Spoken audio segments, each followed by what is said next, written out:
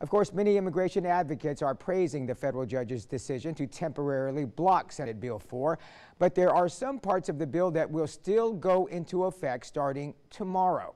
CBS 4's Priscilla Estrada breaks down this temporary injunction that's placed on SB 4.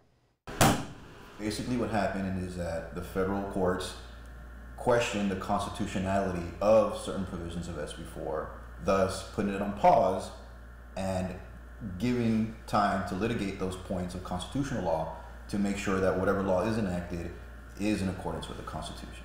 One provision that was stopped is the part of the bill that required jail officials to honor ICE detainers. That means that the local jails have the discretion to decide on a case-by-case basis whether to honor or not a detainer. Another portion of the law which prohibits a pattern or practice that materially limits the enforcement of immigration laws. Before made it unlawful for a police department to have a policy that prohibits their agents from asking about immigration status. And that will go into force. So a city, a county under SB 4 cannot have a blanket policy that says no one can ask about immigration status.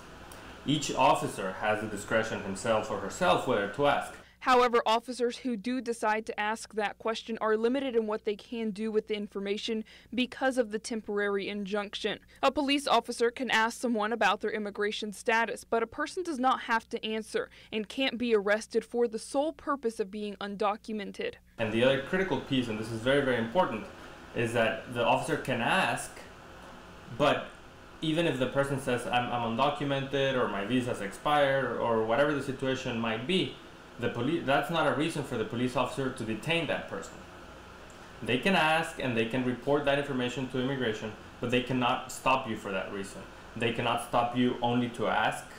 They cannot prolong a detention. In other words, they cannot say, oh, you're undocumented, let me hold you here while immigration shows up.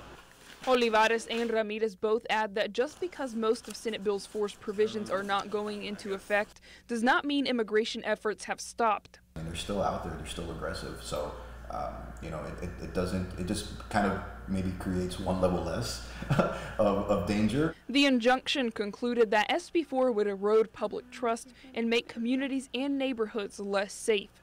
In Hidalgo County, Priscilla Estrada, CBS 4 News and ValleyCentral.com.